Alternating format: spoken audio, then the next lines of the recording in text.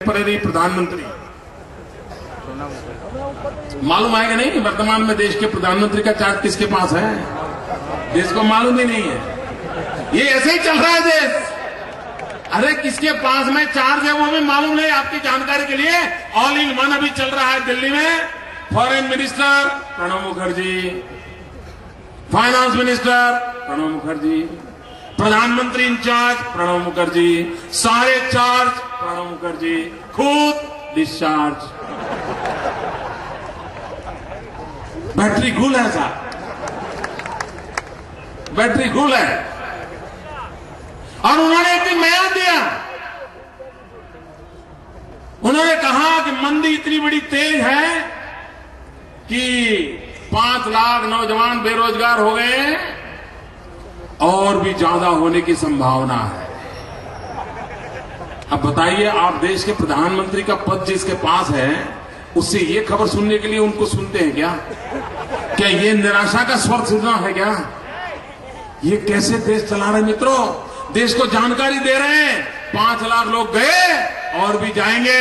मेरे नौजवान साथियों, ये प्रणब मुखर्जी ने कह दिया है कि अभी 5 लाख की तो छुट्टी हो गई और वो रहेंगे तो औरों की भी जाएगी। आपको तय करना है, आपको रोजी रोटी चाहिए या ये कांग्रेस वाले चाहिए? तय करो मित्रों। वे रहेंगे तो आपकी रोजी रोटी चली जाएगी, और रोजी रोटी चाहिए तो आपको उनको निकालना पड़ेगा, तब जाकर के आपकी रोजी रोटी की गारंटी बनती है। और इसलिए मेरे नौजवान साथियों, ये मंदी के दौर में मित्रों गुजरात ने एक नया रास्ता खोज के दिखाया। चारों तरफ चर्चा है, चारों तरफ चर्चा है। कारखाने बंद हो रहे हैं, मंदी हुई है, ये हुआ है, ढिकना हुआ, फलाना हुआ। मित्रों इसी जनवरी महीने में मैंने vibrant Gujarat global investor summit किया गुजरात की धरती पर। दुनिया के 50 देश आए, 50 देश। किसी देश के प्रधानमंत्री, किसी देश के उप प्रधानमंत्री, किसी देश के उपराष्ट्रपति, किसी देश के सीनियर मंत्री। मित्रों 100 से ज्यादा डिप्लोमेट्स आए, दुनिया भर के उद्योगकार आए और 12 लाख करोड़ रुपया, 12 लाख करोड़ रुपया के पूंजी निवेश की संधि करार की है। मित्रों ये कांग्रेस वाले, एनसीपी वालों, आप रात भर जगते रहोगे ना, रात भर 12 लाख करोड़ कैसे लिखा जाता नहीं आएगा। 12 के बाद कितने मिंडी लगानी पड़ती नहीं आएगा मित्रों। ये शरद पवार और अशोक चौहान बैठो, रात भर जाओ, सुबह तक निकाल के ले आओ, जाओ, नहीं कर पाएंगे। और मित्रों मैंने वादा किया 25 लाख नौजवानों को रोजगार का, 25 लाख। ये दिल्ली की सल्तनत है जो कह रही है नौकरी जाएगी, और एक राज्य सरकार है जो कह रही है नई नौकरी आएगी। मित्र दुनिया को बदला जा सकता है, हमें दम चाहिए मित्र, और ये नहीं कर सकते। उनको तबाही तबाही, वोट बैंक कुछ नहीं। मित्रों बम धमाके वाले पकड़े क्यों नहीं गए इतने साल? क्यों पकड़े नहीं गए?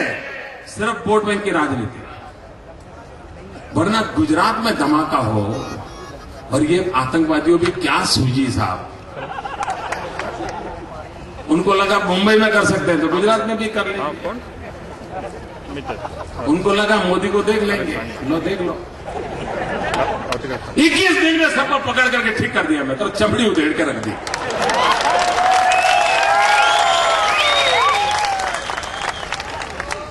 सारी खाल खोल कर रख दी मित्रों।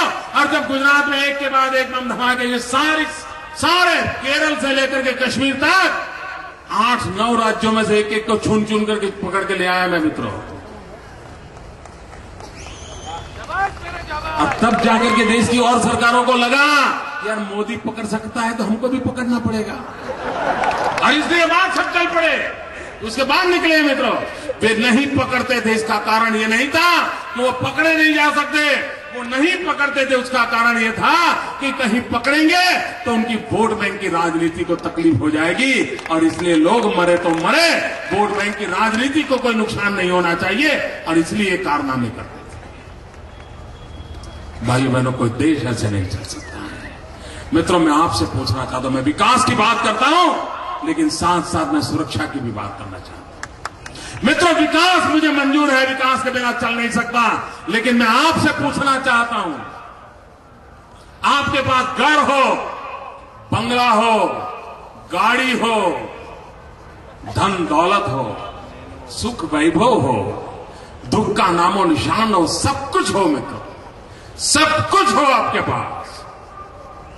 लेकिन आपका जवान बेटा सुबह घर से निकला हो और शाम को अगर उसकी डेड बॉडी घर आती है तो ये रुपये किस काम के मेरे भाई, ये बंगला किस काम का, ये धन दौलत किस काम की।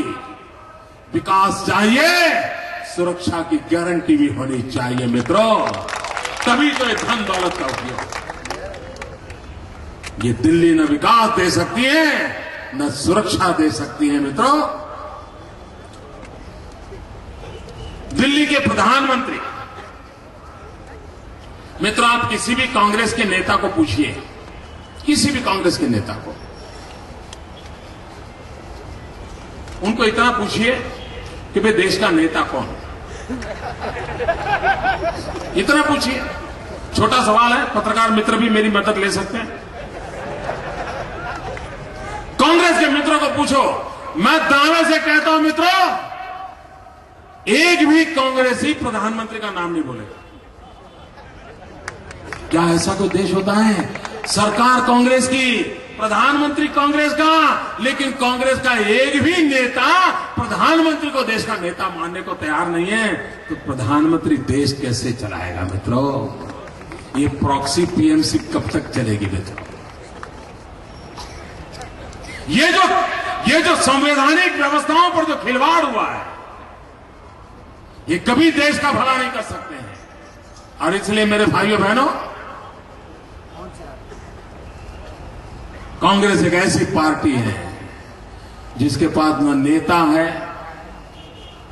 न नीति है, और नीयत का तो सवाल ही नहीं उठता है। क्या ऐसे दल के भरोसे देश दिया जा सकता है?